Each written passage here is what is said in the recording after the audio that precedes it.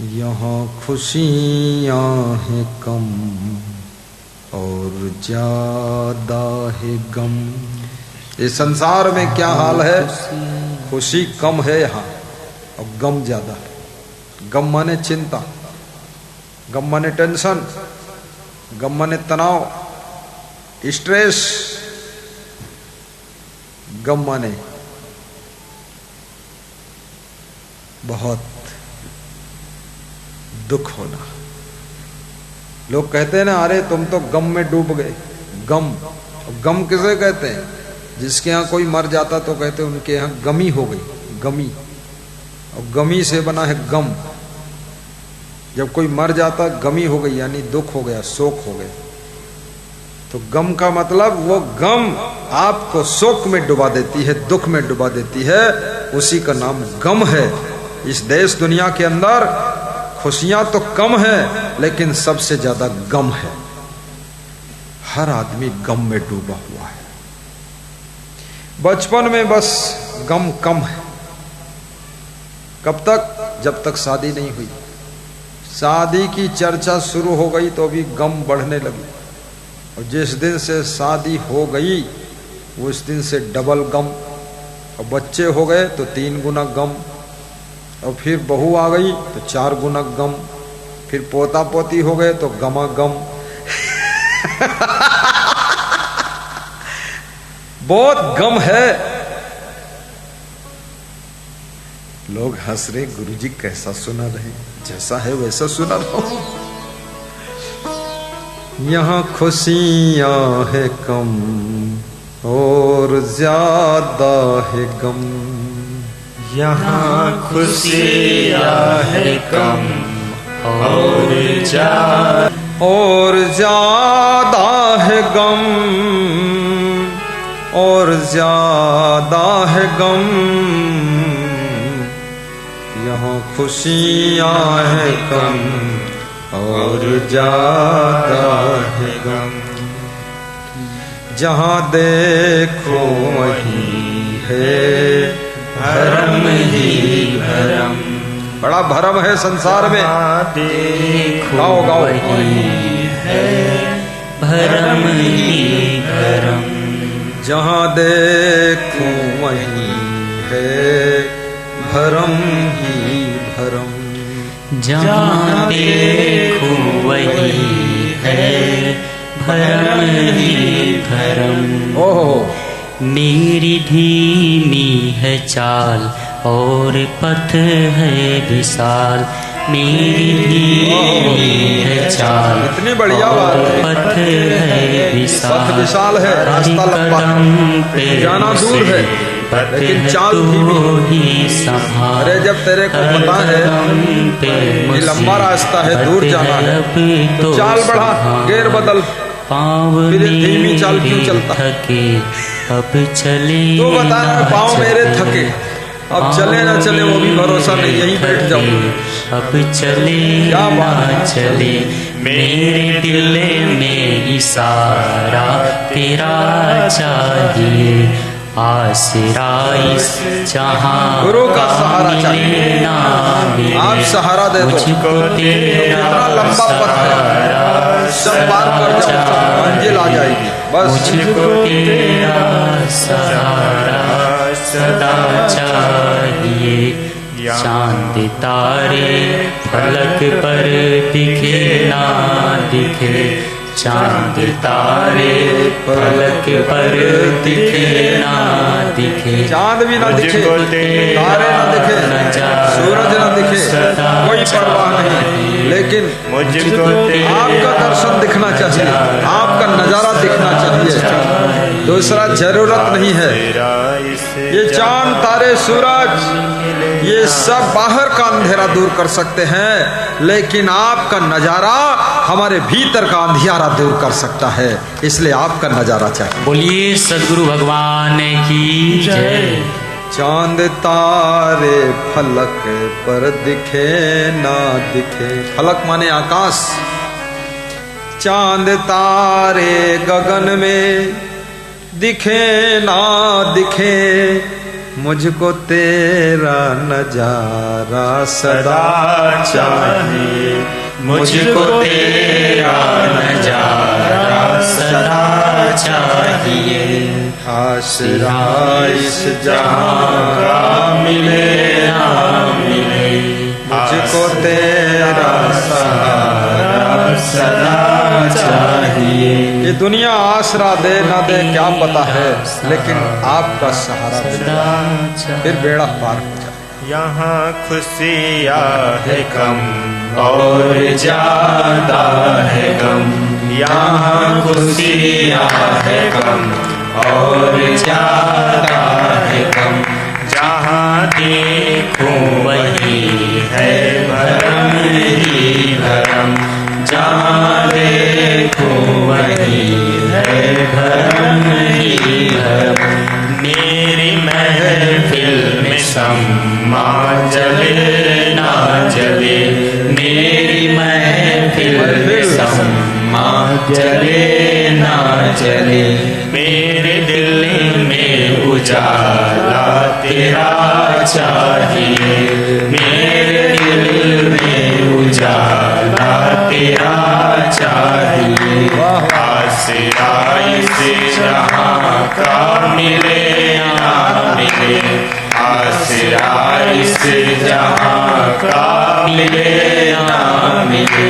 मुझको तेरा सहारा सदा चाहिए, मुझको तेरा सहारा सदा चाहिए। मुझको तेरा सहारा सदा चाहिए। बोली सद्गुरु भगवान की जय। ये संपूर्ण संसार सहारा पर टिका हुआ है। बालक जब जन्म लेता है, गर्भ में आता है, तो मां का सहारा है। मां के सहारे से मां के पेट में 9 महीने तक वो बालक पलता है। 9 महीने अगर मां सहारा ना दे, मां के ममता ना हो, मां कठोर हो, तो याद रखना उस बालक को जीने का मौका नहीं मिलेगा। वो मर सकता है, गर्भ में मर सकता है, उसका गर्भपात हो सकता है। और मां की ममता, मां की करुणा, मां का प्रेम अपने पेट में उस बालक को सहारा देकर जीने का मौका देती है। लेकिन जो मां अपने बेटे को, बेटी को 9 महीने पेट में रख लेती है, और वो बेटा जब जवान होता है, बेटी जवान होती है, उनकी बुद्धि बिगड़ गई, तो उसी मां को, उसी माँ बाप के घर में वो 9 दिन नहीं रख पाते हैं, घर से बाहर निकाल देते हैं कि चलो निकलो, भटको जाकर। तब वो किसी वृद्धा आश्रम में चले जाते हैं। याद रखना, विवाह हो जाए 50% प्रेम पत्नी से रखो, 50% माता पिता से रखो, 50-50 बांट दो। पत्नी का भी ख्याल रखो, ऐसा नहीं उसका ख्याल मत रखो, लेकिन 50% माता पिता का भी हक है। और मैंने सुना है, अभी गत गांव से, जहां से मैं आया, इंदौर जिले का गांव था, केलोद हाला नाम था। महान भक्त श्री प्रहलाद प्रजापति, श्री रवि प्रजापति, श्री संतोष शर्मा, ओम प्रकाश शर्मा, बाबूलाल जी और एडवोकेट बड़वानी के दादू सिंह राजपूत, अमर सिंह भाबर, इंदौर श्रद्धापुरी के आदि आदि ने मिलकर प्रोग्राम किया। तो वहां एक परिवार दर्शन के लिए आया, साथ में बहू भी थी। तो बहू होशियार थी, बहू परिचय दे रही थी ये मेरी माँ है। मैंने कहा ठीक है। फिर दूसरी औरत आई, बोली ये भी मेरी माँ है। तो हमने कहा एक से जन्म हुआ कि दो से? बोले ये जन्म देने वाली माँ है और ये सासू माँ है, लेकिन जन्म देने वाली माँ के पास मैं 20 साल रही हूँ और सासू माँ के पास में जिंदगी भर रहूंगी, तो ये उससे बड़ी माँ है। ये भाव, और भाव की भक्ति है, भाव का संसार है, भाव के रिश्ते हैं, भाव की दुनिया है। और भाव मिट गया तो याद रखना कुछ भी नहीं बचा। उसने अपने मन में भाव पैदा कर लिया कि सासू भी मेरी माँ है। और कितनी सासू बहुएं तो ऐसे रहती है जैसे सहेली रहती है। कितने पिता पुत्र ऐसे रहते हैं जैसे दो दोस्त रहते हैं। और कितने लोग भाई भाई ऐसे रहते हैं जैसे राम लक्ष्मण भरत शत्रुघ्न रहते हैं। एक भाई दूसरे भाई के लिए त्याग करने को तैयार। और कितने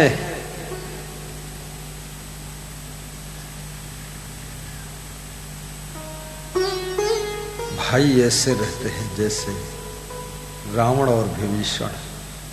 जैसे रावण ने विभीषण को लात मार कर लुढ़का दिया, ऐसे भाई रावण मिला है, लात मारता है। कोई सुख नहीं, कोई शांति नहीं। इसलिए याद रखना, अपनी सगी जननी मां का भी ख्याल रखो। वृद्धाश्रम में उनको जाना ना पड़े। सबसे ज्यादा वृद्धाश्रम गुजरात में, फिर नंबर 2 महाराष्ट्र में। मध्य प्रदेश में बहुत कम है वृद्धाश्रम, क्योंकि अपने अपने वृद्ध को अपने अपने घर में ही सेवा मिल जाती है, तो वृद्धाश्रम जाने की जरूरत ही नहीं। उत्तर प्रदेश में वृद्धाश्रम बहुत कम है, छत्तीसगढ़ में बिल्कुल 0 है, बिहार वहां तो वृद्धाश्रम है ही नहीं। बस वृद्धाश्रम बनाने की आवश्यकता नहीं है। भाइयों और बहनों, अपने अपने वृद्ध को अपने अपने घर में रखो और उनकी सेवा करो, क्योंकि वृद्ध की सेवा करने से 4 चीजें बढ़ती हैं आपकी: आयु, यश, विद्या और धन। ये चारों चीजें बढ़ती हैं। इसलिए वृद्ध की सेवा करो।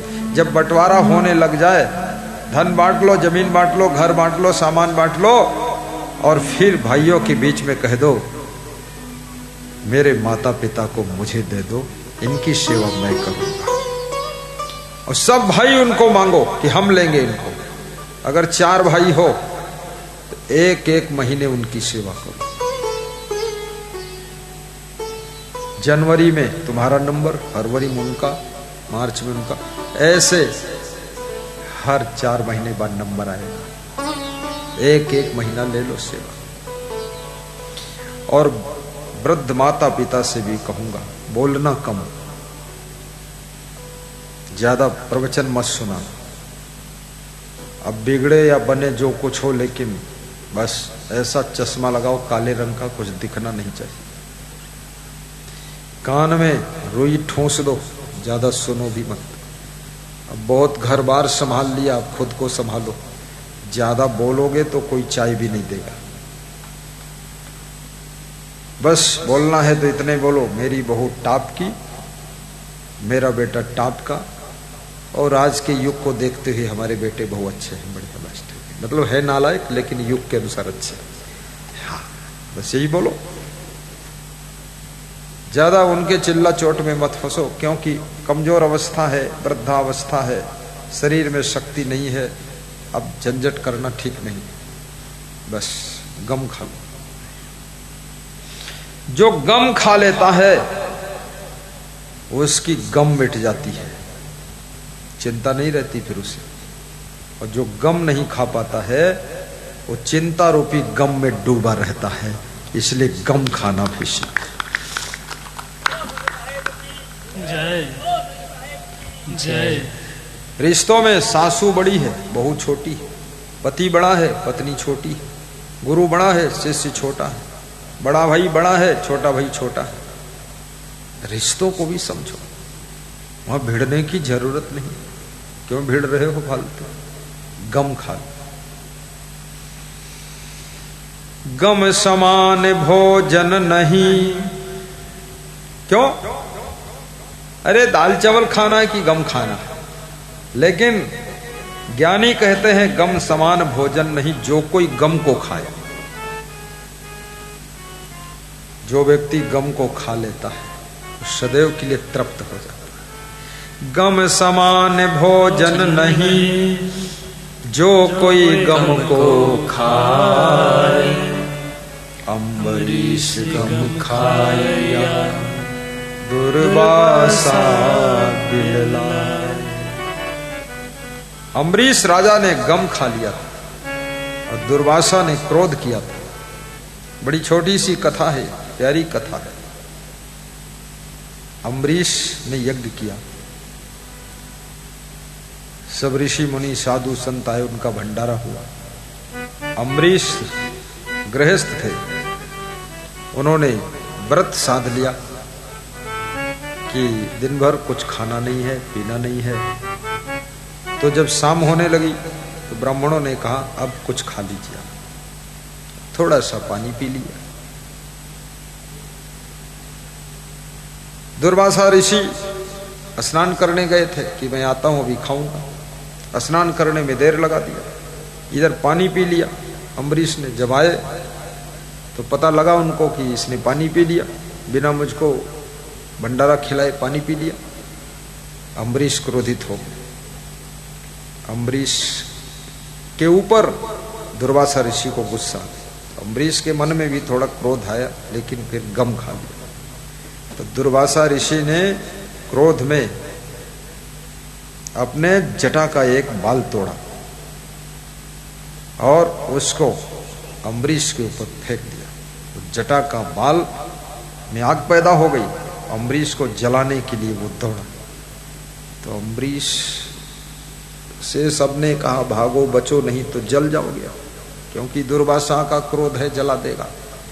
तो अम्बरीश आंख मूंद कर ऐसे बता बोले जल जाऊं मर जाऊं नहीं भागूंगा, अब जो कुछ देखेगा भगवान देखेगा, अब मैं नहीं कुछ करूंगा। मैंने इतना बड़ा भंडारा किया, हजारों साधुओं ने भोजन लिया, अब एक ही साधु लेट आया तो मैं क्या करूं? मैं पानी पी लिया शाम को, उसमें नाराज हो गया।